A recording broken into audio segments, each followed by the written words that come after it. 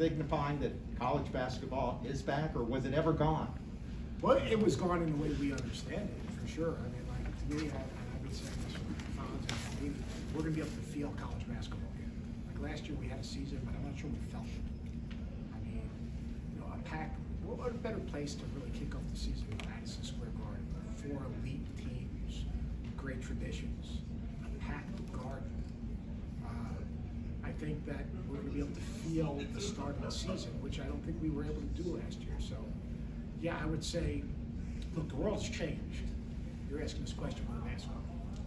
But in terms of college basketball, enthusiasm, the crowd, the energy, the passion, the ownership for the players, the coaches, and everyone that surrounds the game,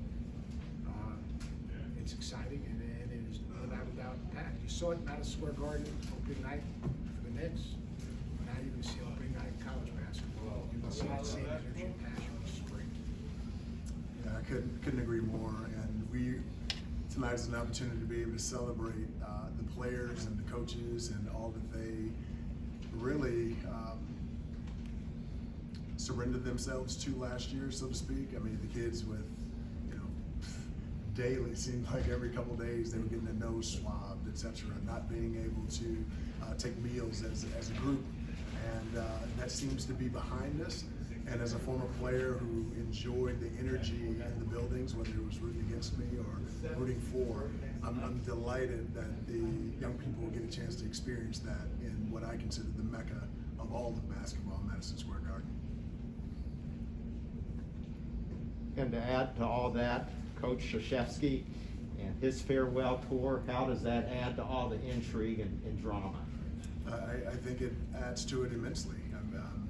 You know, in our era now, I mean, you talk about a coach who's won 5 national championships and a team who missed the NCAA tournament for the first time since 1995, if I recall, last year. And he's got a renewed energy to finish well. And it's a team that's ranked currently in the top 10. I think they're 10th AP. And I think they're undervalued. I actually think they're one of the top 5 teams in the country and have a legit chance to win the national championship. And how fitting would it be for one of the greatest coaches of all time in our sport to be able to end it with a national championship, and they have a real opportunity.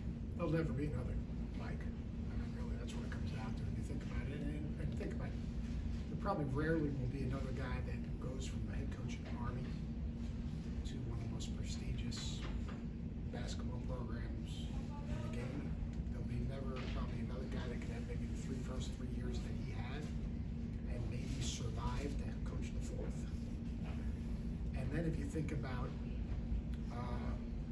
the consistency, it is really hard to be that good for that long because there are so many variables. There's a variable in terms of your competition, there's a variable in terms of recruiting, there's a variable in terms of the change of the game, in terms of you know, whether it's now NIL in the portal or before it was one and dones, or the manner in which you build your program, the staff turnover. You know, it's incredible to me, the consistency. And you know, when I first got into coaching, you know, the ACC was basically everyone against Dean Smith.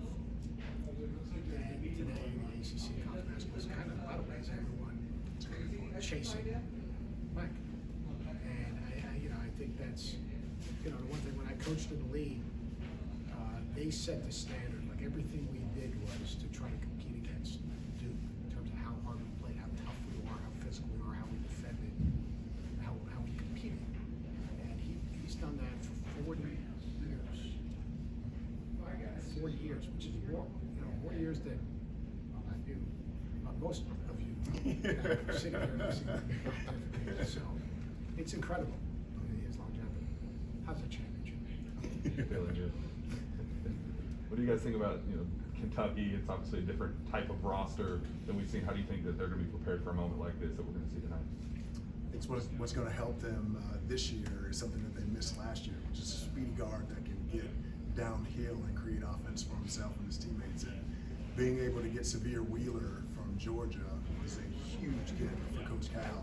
He's going to make scoring a bit easier for all of the pieces that they have around them. And I think you're going to see a team that's playing faster.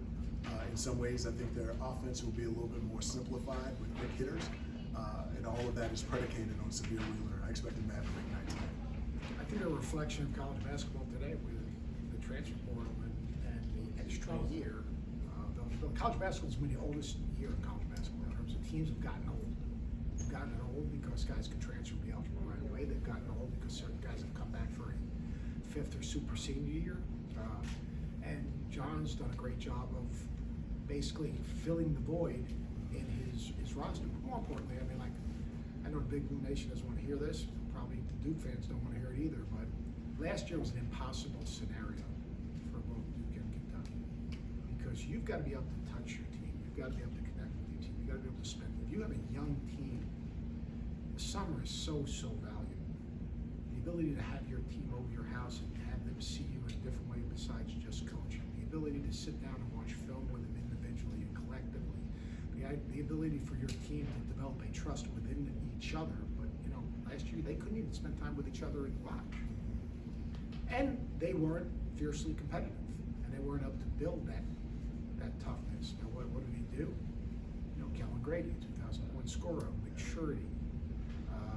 Severe Wheeler, who said he's an easy bucket creator, is what he is. CJ, an elite shooter. Oscar sitting out, a guy who just really is, embraces rebounding the basketball, complementing that with some guys that came back, like Keon came back.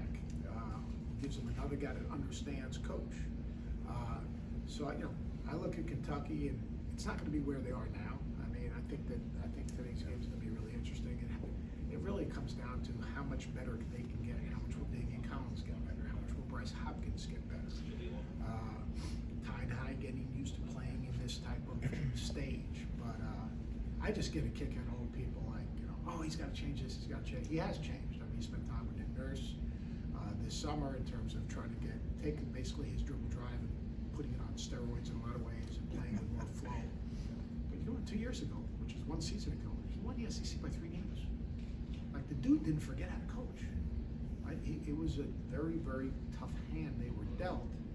But I've known him forever, and he's got a focus. And you're seeing what's happening in recruiting, and you're seeing what's happening as he's interacting with his team. That the things you take for granted when it gets taken away, like spending time with your team. Like most of us, like, you don't understand. Yeah, he makes a ton of money and all that. You get past that point. Like, impacting people's lives is really in the end when we all really started to get coaching for, because there wasn't anybody. And I think you can see a renewed, I wouldn't say renewed, but an enjoyment of all those aspects of the job that I think he's really focused, and I think the team will get a lot better. Seth, obviously we have a Big Ten team playing tonight. How much can we make of the poor performance in the NCAA tournament last year by the Big Ten as a precursor to this season? I think Big Ten's best conference college basketball season. I thought the same then. Like, just because they didn't play well in the NCAA tournament, I think being in Indianapolis for 2 weeks was not a good thing for the Big Ten. They had the Big Ten tournament there, and all those teams that made the tournament had to stay and wait. So if you got knocked out on Thursday, you were sitting in a hotel room, basically with nothing to do for a week. Probably not ideal, the situation you want to be in. I look at the Big Ten and I look at, everyone says, get old and stay old. The Big Ten's been able to stay old. Big Ten's got maturity. I look at the league, whether it's Michigan State, Purdue, Ohio State, I think has a chance to, E.J. Liddell, maybe the player of the year in the league, who's going to compete for player of the year in the country. Maryland's going to be better. They get Russell and they get Wahad. I mean, now all of a sudden, Dante Scott's going to be able to play his correct position. I look at the Big Ten, and I don't put as much into it. Yeah, they had a really disappointing NCAA tournament, but I still look at the league, and I look at the depth of the league. It's the best scouted. It's the best coached. It's probably the best venues day in and day out. I think this year, there are no rocket chair games in that league. Northwestern's returning Ortiz, it's returning Bowie, it's returning Nance. Those are 3 really good players. So I think the league is Indiana, Trace Jackson Davis. I just think the league is really good. And I think last year they did play well in the tournament. Do you think Minnesota and Penn State are way down? Yeah, they've got a long way to go. Yeah. You mentioned. Yeah. Go ahead, please. You mentioned Duke possibly being able to win it all this season. Tell us why you think that. I look first and see, as a former big, to see if you have rim protection. Mark Williams. I don't know if there were many bigs that finished the season the way he did. Nearly 18 points a game, 7 rebounds. He's an active runner, willing shot blocker, moves so well laterally. You can put him in situations in ball screens, in late clock situations. He can switch out for a couple seconds on a smaller guard, so they have rim protection. They have a guy that's likely going to be the number 2 pick in the draft, Paolo Banchero. 6'10", 240 pounds, he can stick it from 3. He can rip it off the backboard on the defensive end, push it up the floor, try to get to the rim himself, or make a play. A guy whose name that you may not know now, that you'll know when we leave this tonight, a kid named Trevor Keels. Big, physical, 6'4", can stick it from the perimeter. They're going to be a really good defensive team, and so I feel that they have shot makers this year. They have guys who can rebound the basketball, and they have several playmakers to complement their defense, which will be up and in and able to create some turnovers and get out in transition. I said it before, they're ranked 10th now. They're a top 5 team, and they have a shot to win it all. You mentioned Jeremy Roach, who can really guard. I mean, they're going to get back to being Duke, not Duke without the D. I mean, Trevor Keels is Derrick Henry playing basketball. I mean, he is a big dude, and he is a hard playing guy. Wendell Moore had a great end of the season last year. Last, I think, 6 games, 11 points, 5 rebounds, like 3.5 assists. I mean, they've got another team. So they've got some maturity, and they talented freshmen. And I think that, I was actually with Jay Will this morning, and I think this will be a Duke team that will get back to guarding the way the good Duke teams guard. Like Duke has been in a mindset a little bit of outscoring you. They haven't taken a lot away from you. They just dominated you with their talent offensively. I think this team has a chance to dominate you on the defensive end, which is going to be able to play heavy defense and get some easy scoring opportunities. You talk about Mark Williams. How do you see the Mark Williams Oscar Tshiebwe matchup impacting the game? Are there any other matchups that you think will play a major factor? Yeah, I think that one's going to be key. Oscar Tshiebwe, more of a rebounder, can run the floor hard, kind of a drop-off finisher kind of guy. Mark Williams, similar, but I think he has a little bit more athleticism, a little bit more length and range in his game. But I think it's going to come down to Kentucky. Can they handle the defensive pressure of Duke? Can they take care of the basketball?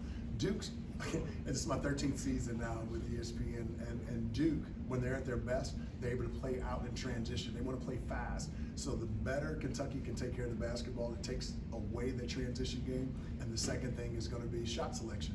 If you're taking bad shots against Duke, it's going to be dunks on the other end. And so for Kentucky to have a chance to win the basketball game, they've got to take care of the basketball, and the shot selection is going to have to be excellent. Yeah, I think the interesting thing is how Kentucky matches up with Paul Banchero. I mean, he's that versatile, and how they use him. Because they can go smaller and play Griffin and Banchero and without Williams, or they can go big. I mean, like have a monster lineup. I think, can you keep Severe Wheeler in control? Like who's going to match up with? Is it going to be Jeremy Roach? Is it going to be Trevor Keels? I mean, containing Wheeler is an easy basket creator. So if you can contain him, like he's the one guy on the perimeter that can just get to the rim, make a play to draw 2, make a play, shooting it better. They're not going to play him probably off the ball. They'll probably play a little soft and help. So I think that'll be a matchup. How they match up and contain Wheeler for Duke, and then obviously I think Paolo just, right now it looks like Keon Brooks will probably start for Kentucky. All right, so you're going to have to be physically strong enough to defend him in post-ups or mid-posts. Yeah. All right, you have to do a good job in defensive transition because he'll rip and go with a defensive rebound. All right, and then you're going to have to cut him out on the glass because he is a physical, quick rebounder. Yeah. So for Keon, that's going to be a challenge. And then the front court of Kentucky, like who's the next guy up? Damian Collins is physically maybe not ready, but athletic. Is it going to be Lance Ware? Is Are they going to go smaller and do Bryce Hopkins? I mean, that's going to be an interesting, I think, just to watch what Cal does with that front court situation will be interesting. So if the game tonight stays at an up-tempo pace, Which might be, quite honestly, to their advantage. If they can play heavy defense before defense gets set, that means it's Wheeler in open court. That means it's fan passes to Ty Washington. Like, Ty and Keels could be a monster matchup. Yes. Could be a monster. They go Roach on Wheeler. Like, that'll be a monster. That'll be a monster matchup. But if the game gets really up and down, and all of a sudden now it's advance pass, attack, kick, second pass, you know, that might be like, this is a Kentucky team that's going to make shots. And they'll make, but they're going to make shots. I mean, you know, you look at the line, 2,000-point scorer, Keller Grady, C.J. Frederick. Now he hasn't played in practice a lot. He's a 47% career three-point shooter. Ty can shoot it and also create some. You know, Keon's shown that he has the ability to shoot three. So this game has a chance to be really entertaining. But I will not walk away from this game with any conclusion like, oh, Kentucky's good. Kentucky's good. You know, I think Kentucky is a work in progress. I would say that Duke is probably further ahead at this point. Doesn't mean that Kentucky can't win. It doesn't mean Kentucky can't be a real factor by the end of the season as these guys develop. Yeah, Seth, that's interesting you say that. Different coaches look at these first